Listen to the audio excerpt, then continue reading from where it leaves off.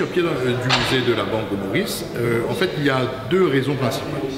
L'une est une anecdote, donc il y avait dans les coffres de la banque une boîte qui contenait de très vieilles pièces, qui était un legacy du temps du Commissioners of Currency. Donc c'est l'entité qui a précédé la Banque de Maurice.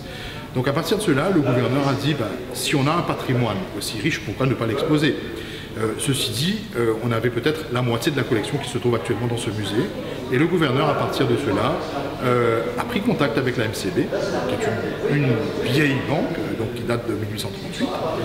Et de cette synergie donc, de la MCB et de la Banque de Maurice, on a mis les deux collections en commun. Alors, on n'avait pas d'expertise, en fait, donc c'est une banque centrale et on n'avait pas d'expertise dans la mise en place d'un musée. On a pris contact avec le Blue Penny Museum, donc, qui est une entité qui dépend de la MCB, et nous avons engagé M. Emmanuel Richon, un muséologue, comme consultant auprès de la banque pour la mise en place du musée.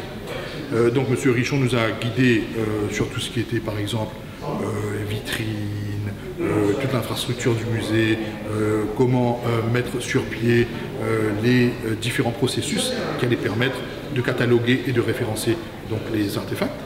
Et à partir de cela, donc, on a également trouvé d'autres astuces. Nous vivons dans une époque où le multimédia règne roi.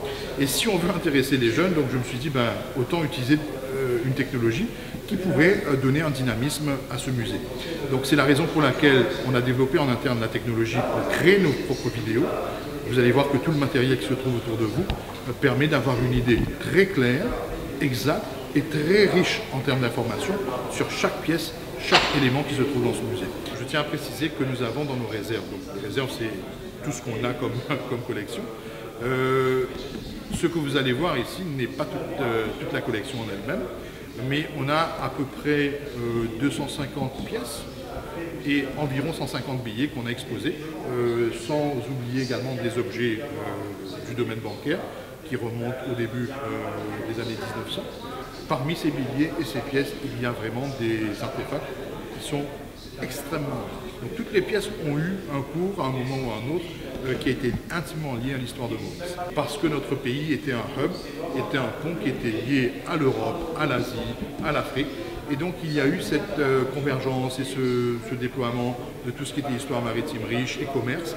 Et ce qui fait que chaque pièce que vous allez trouver ici parle en fait d'une voix très forte de l'histoire de notre pays.